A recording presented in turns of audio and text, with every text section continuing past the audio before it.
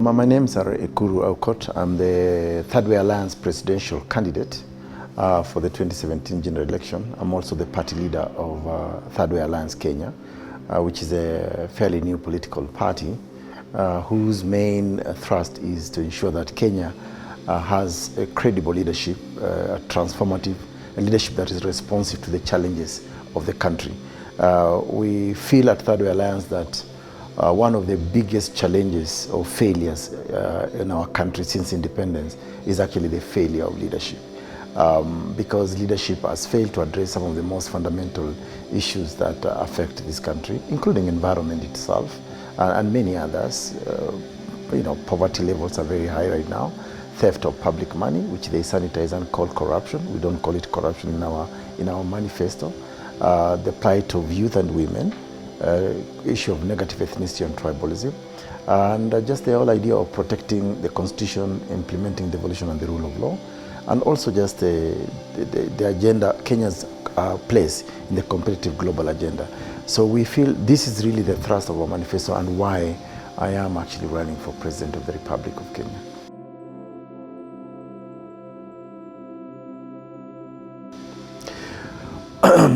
Well, first of all, let me just admit that I'm not an expert on matters environment, but I think I'm aware of what other countries in the world how they treat matters environment. I like to give the examples of countries like Rwanda. As soon as you land into Kigali International Airport, if you have a paper bag, they just take it away from you. The people are very keen on conserving the environment. Nobody wants to grab public land or land that is preserved for our environment and the ecosystem, for example, the water towers. I also like what's happening in Germany. I think what is the problem with our environment is that just the failure to enforce the laws. For example, if you think about the Environmental Management and Coordination Act, the way it's being implemented, you will see that we keep on breaking those laws, both in terms of just noise, for example, encroachment into water towers. You had the stories about our national parks being, people going after them. And I'm sure I've seen somewhere in your question, we'll talk about the SGR passing through the national park. I think the problem with the environment is that it has actually lacked the political goodwill to conserve it, to preserve it, and to protect it, especially the lands that come with it.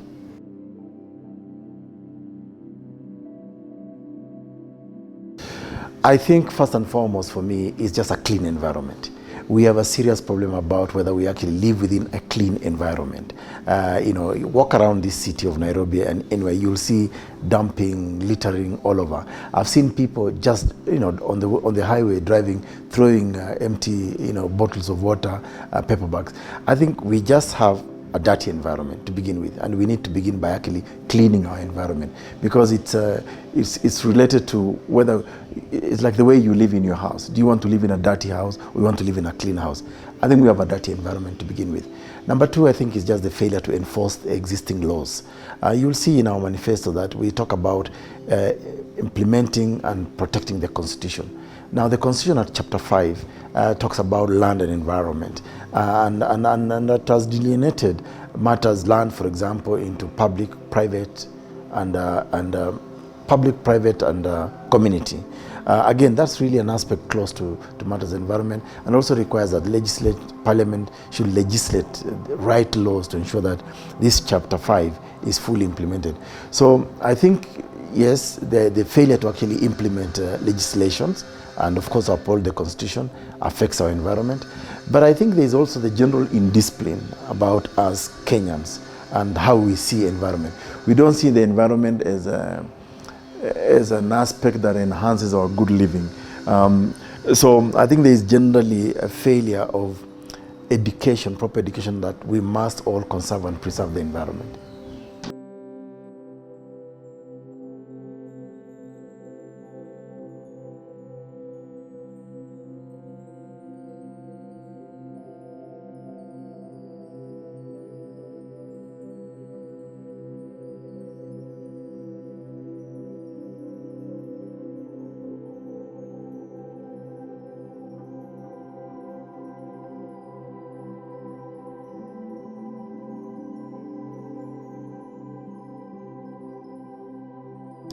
I think the first thing that, it's unfortunate that most politicians do not see the importance of environment in matters politics and even in the growth of a country's economy. But I think it's a failure to just see the correlation. I mean, without an environment, of course, there can be prosperity, there can be economic development. I mean, especially if you think about the physical environment, if you think about land, for example, natural resources itself, water towers. So what are we planning to do? If we look at our manifesto, we have actually isolated environment as a key sector for us. First of all, we are proposing that we're going to do a lot of tree planting. I think initially we are proposing 5 million trees. And we want to make matters environment a national agenda so that it is something that can be done in all the 47 counties of Kenya. You see, currently what is happening is environmental issues are almost treated like ceremonial events. It's not really made as a national agenda. So our proposal is to ensure that at every county of Kenya, environment is taken as a serious issue. We are also proposing that we are going to actually reclaim all land that has been taken from the water catchment areas. I think there's a lot of politics around it. I'm sure you know about the Mau forest. I mean, it's more about politics, about encroachment. I think we are not going to play around with that. It's for us very important, because if we lose our water catchment, towers, there's a direct impact on the population. So I think that is the extent to which we are actually taking environment seriously. We are also talking, our manifesto speaks about going green energy. We think that we have hardly actually exploited green energy in this country.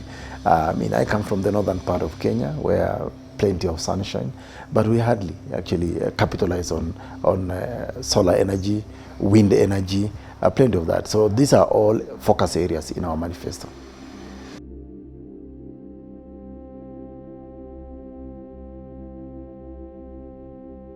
No, actually I'm not, because I think that's part of the impunity in this country. People go into grabbing, public land, and then we politicize it because we are looking for votes. I don't care if people in whatever area will not vote for me because I'm going to be unpopular for preserving the environment. So be it. I think if you look at again our constitution and take Kenyans back to the constitution that we all passed, Chapter 5 is very clear. It actually categorizes land into 3 areas. What is public land, what is private land, and what is community land. So what has happened is, water catchment areas is part of public land. This is a common heritage for Kenyans. So when people grab those lands and then we politicize them, I can assure you that I'm not going to be deterred or be cowed by political consideration. Because the environment is very important. If we don't take care of the environment, actually, we are digging our own graves.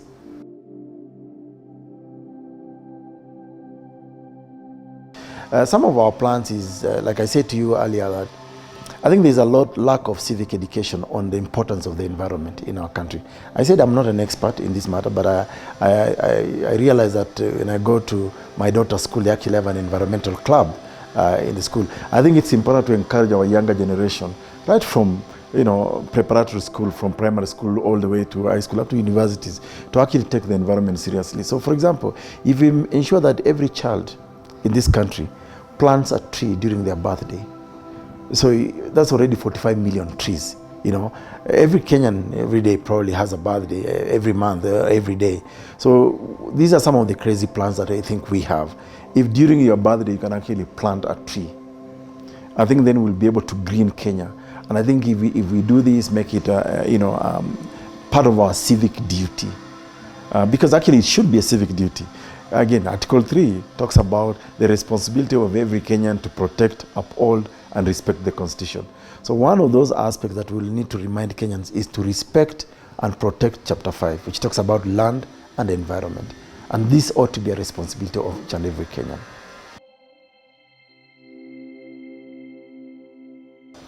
Well, I guess green growth is an attempt to strike a balance between economic development but also preserving the environment at the same time. Like I said, this is not really my forte. I'm not an expert on matters environment, but I think there ought to be a balance. There is human growth. Like today, in Kenya, there is the population explosion. So people will need housing, people will need extra land. But I think I'm not too much worried about that. I think in Kenya, we still have a lot of land.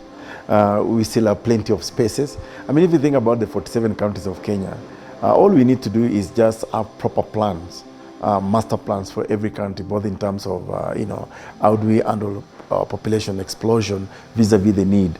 I'm not too worried about us in Africa or in Kenya. I think what we should be worried about is whether we are planting enough trees or not. That should worry me, because we have plenty of land, we have plenty of spaces. But I think green growth should be, in my understanding, is basically striking a balance between economic growth but also preserving the environment at the same time.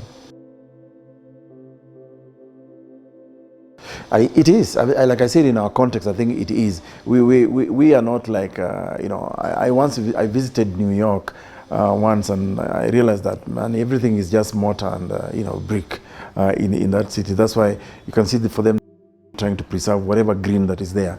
I think in Africa we shouldn't be worried. I think we should just be worried about whether we have got the right master plans to conserve our land, to preserve the environment at the same time, but at the same time also balancing the needs of the population.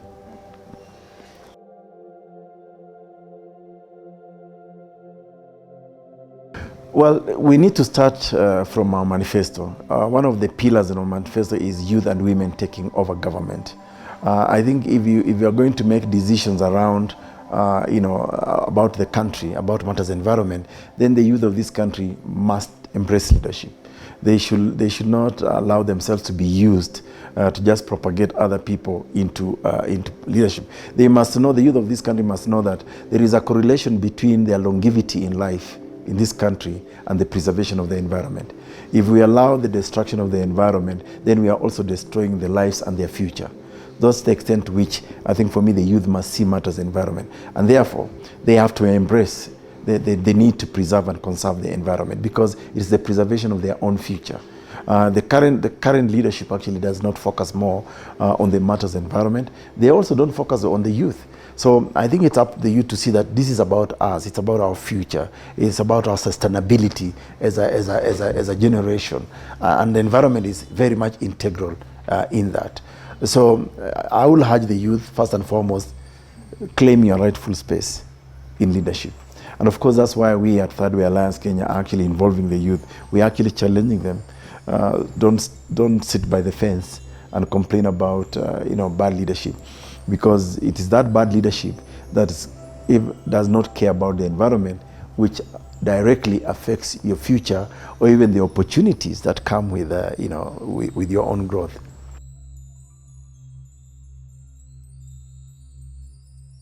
Yes, we are going to involve the youth, just like we are urging them, come on board. We are not even promising the youth that we will empower you.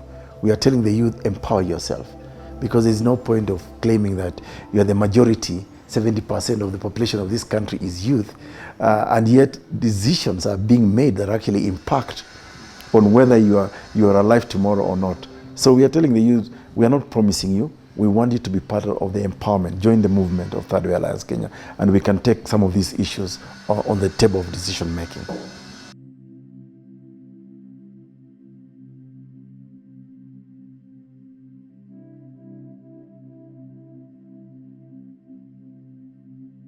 First of all, I think it's just to give you my personal commitment that I care so much for this country. I care for the environment. I care for the sustainability of our own country. So this is a personal commitment that I'm giving Kenyans. Number two is that I would not bring into this leadership quest any baggage like most of our leaders do. If you read the Ndungu Commission of Report into the irregular and illegal acquisition of land, you will see that the first culprits are actually our leadership. They are the ones who have grabbed public land. They are the ones who have grabbed water towers. They are the ones who are encouraging communities, because of political expediency, to go into water catchment towers. So this you will never see with Ekuru Aukot and our presidency. So I'm giving Kenyans my assurances that I will definitely implement the law, and that's why in our manifesto one of our pillars is to protect and implement the Constitution, and more particularly we intend to implement Chapter 5 on land and environment. No, I'm a student of what is called law in development. Yes, the idea that law can be used as an instrument of social change or for social engineering. So you use law, for example, where there is a lacuna, like say if there is a gap in environmental protection, why are we not conserving our environment? Maybe it's because of weaknesses in law, or maybe because of absence in law. So we use law as an instrument for social change. That's true.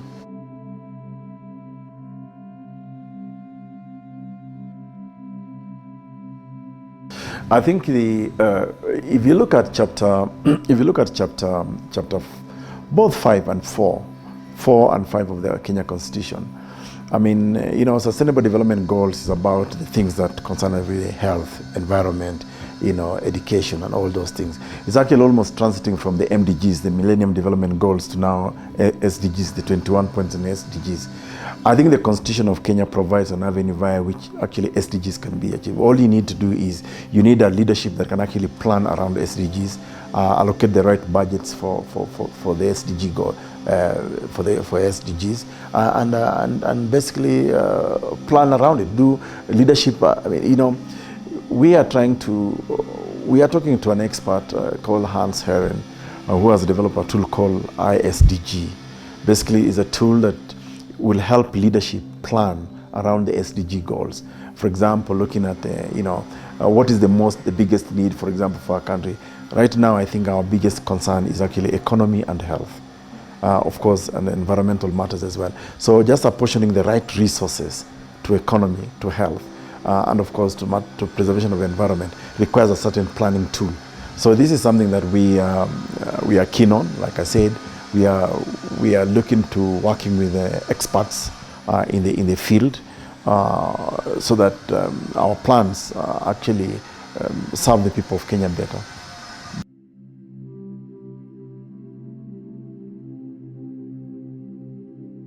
I think, like I said, that we shouldn't make environmental conservation or preservation or protection a ceremonial function. This has been the case all along. Every time we talk about the environment, it's probably when we see Cabinet Secretary Dr. Wakungu either presiding over. I think our proposal is that when we say in our pillar 5 that we will protect, implement the Constitution, devolution, and the rule of law, we mean to ensure that in every county of this country, environmental conservation or preservation and protection takes place simultaneously with other issues. That's why we are proposing that we'll ensure that we plant as many trees as possible. And this will make a national agenda in all the 47 counties. This is a function that actually must be devolved. Article 6 of the Kenya Constitution talks about devolution of services and organs to each and every part of the country. So what we have seen over time is that national organs, like for example the Department of, say, Environmental Conservation in this country, has not devolved itself. It is still happier at the national level. So that's why in our manifesto we intend to devolve each and every aspect of our nation to the county, and the environment is one of those.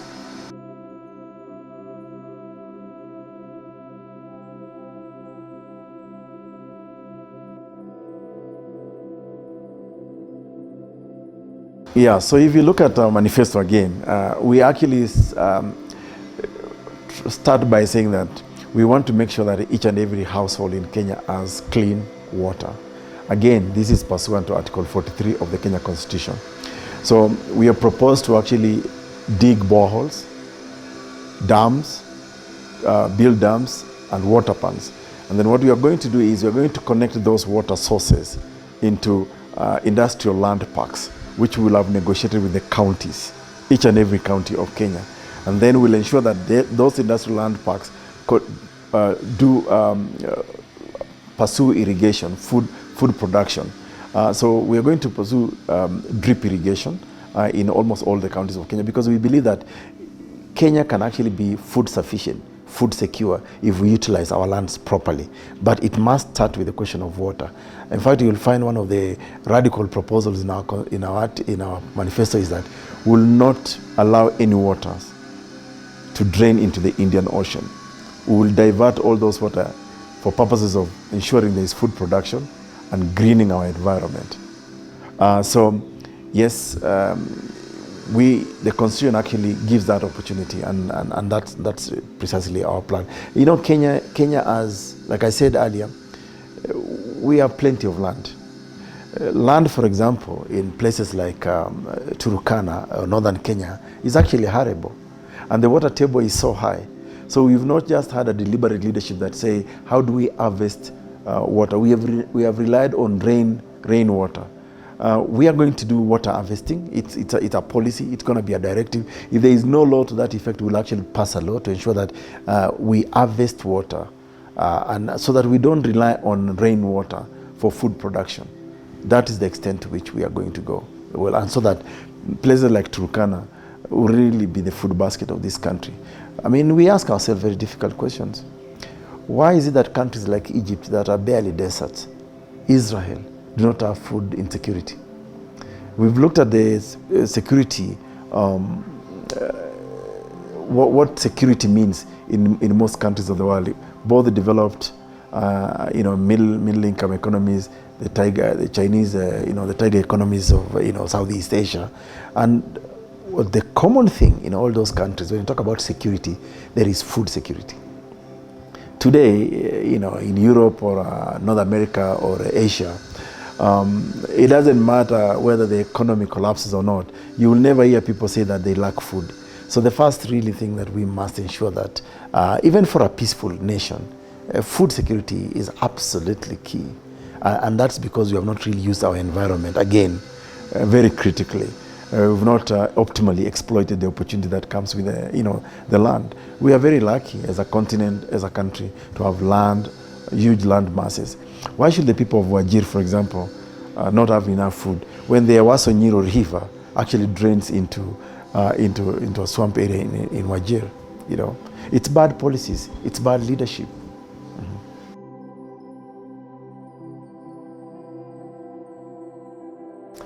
Well, I think the question really is that America is not the only leadership in the world.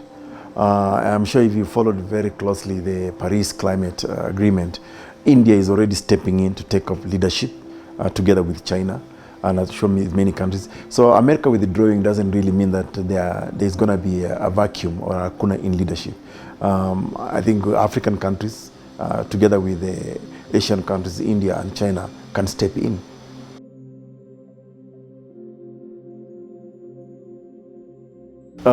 I think they are playing a role in the context of knowledge production, in imparting knowledge to our young people. I think what has lacked in our university is that we do train, Kenyans, but we have never linked research and industry. That is my own personal experience when I was the chairman of Jomo Kenyatta University Council. I noticed that there are a lot of innovations on how we can make our country better. But there has not been any link between that research and industry. We've never really incubated. We don't industrialize the ideas that we incubate in our universities. And which is why at Thirdway Alliance we're actually proposing that we are going to make sure that there are industrial parks in all the 47 counties of Kenya where we will encourage manufacturers and industrialists to go into these countries. But there has to be that link between research, our academia, and those industries. And there are many, many examples we can actually use to that extent. So that is the extent to which I think our universities are not really optimally using the knowledge that they are producing. I mean, I was involved in the conceptualization of the laptop project for Kenya. We were actually targeting 23 million households or Kenyans to have a computer in 23 million. So 23 million Kenyans can actually have a computer.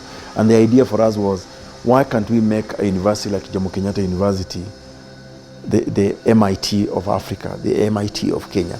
Again, it's a failure to actually see that we can actually industrialize our knowledge into serving, society. So the other, of course, criticism I may have in that context is that all our universities today do not want to specialize. Everybody wants to teach everything and anything.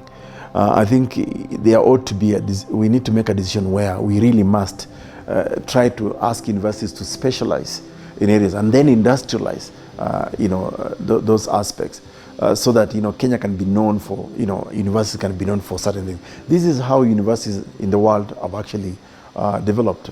This is how countries in the world have developed.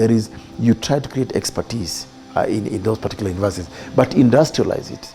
So knowledge has to be able to benefit society at large, has to benefit a country. Medical research, for example, cannot just be left to universities. It has to come into the market.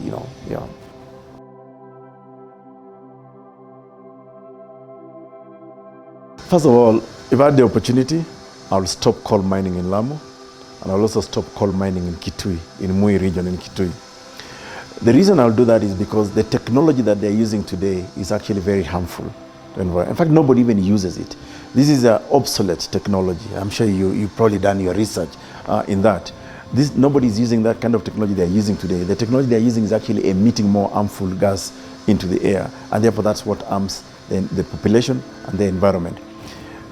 Going back to the idea of green energy, we have plenty of opportunities.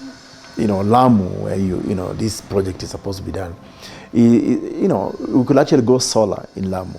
We could go wind in Lamu. So I don't think we need that kind of coal mining right now in Kenya. And in any case, nobody using it. This obsolete technology was rejected way back in China. This is really an aspect of, again, tenderpreneurs, people, negotiating. I see it as a corruption scandal, and I think it's harmful to the people of Kenya. I wouldn't continue it. I will discontinue it immediately. Standard gauge railway is another robbery on the people of Kenya. We are talking about 370 billion Kenya shillings on just phase 1 alone. And then, of course, we have borrowed another for phase 2. Now, what I would have done with 370 billion Kenya shillings is to connect the counties of Kenya through in what we call inter-county highways in our manifesto. That will bring a lot of connectivity. Connecting Kenyans through the highways, it will come with telecommunication and internet. That will spur economic growth. I will have also used that money to modernize the current rail. In fact, the locomotive that is being used on the SGR rail could actually run on the old rail, and that way actually it will be more cost effective. Currently, it's not a cost effective project for us. It's not a priority. I will have used that money to ensure that there is food security in this country, proper irrigation, water for Kenyans. So it's not a very wise decision. It's not a cost effective decision. Absolutely not. Absolutely not. If you look at 10% of that money is actually used to compensate people. It's actually a political project. It's not an economic project. And you will see, I'm not a prophet of doom, but I think you'll soon see the disadvantage that come with it. In fact, that SGR project has added more debt into what already was an overbearing national debt for us. So of course, passing through the national park for me, will have been a no-go zone. Why do I say that? If there is one entity that owns a lot of land in this country, is the Kenya Railways. So why buy more land? Why disrupt our national park when Kenya Railway already has huge tracts of land? We could have still used the existing land. So yes, it's like I said, it's another robbery on Kenyans. I absolutely agree with it. That's where the world is going. I recently visited the United Kingdom, and you go to a supermarket, you carry a bag, so people are encouraged to bring their own bags and put their merchandise. So yeah, I don't think we need polythene bags. Look, we're not even able to clean the environment, and that was our starting point, that we actually live in a dirty environment. And I'm not surprised that cholera in the 21st century is actually attacking not just the ordinary Kenyan, actually top government officials in 5-star hotels. So yes, I agree totally with the ban.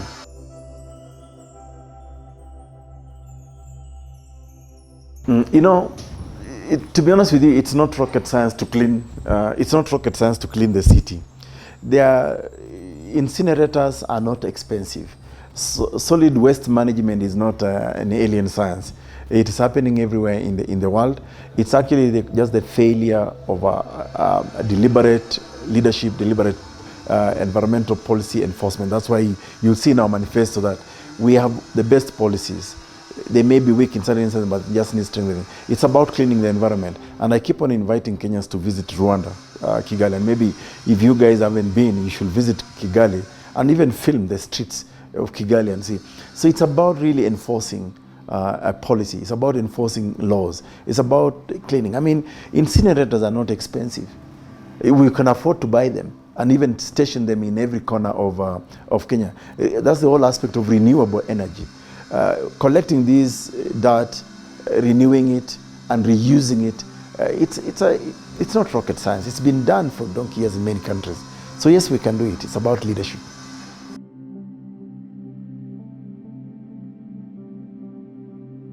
I want to refer Kenyans back again to the constitution that we all passed. In that constitution, chapter 5 of it, of land into 3 categories: public land, private land, and community land. Mau Forest is public land. Nobody should have gone into the Mau Forest and taken away land. This is part of the historical injustices we must address in this country, because it's a historical injustice on the people of Kenya, not on the people who have encroached into the Mau. Whoever allocated them that land made a mistake. Again, it's about enforcing the constitution of this country. Article 40, sub-article 6, talks about the protection of the right to property, and that the right to property does not extend to property that is irregularly or illegally acquired. Mau Forest and the lands around Mau Forest falls into that category. I won't care less if I lose votes because of enforcing the preservation of the Mau Forest. This is our national heritage. It's a common good. That's why it's public land.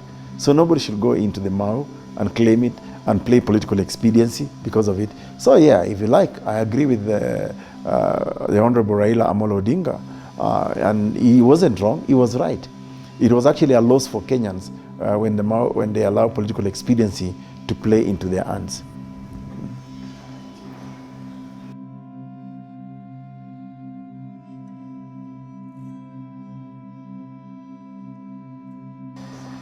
I'll probably give them a D. It's a fail. Right. Well, because of the issues that we are talking about, many challenges around the environment. I followed closely the discovery of oil in Turkana from 2012. And one of the things that has remained very mysterious today is the environmental impact assessment reports.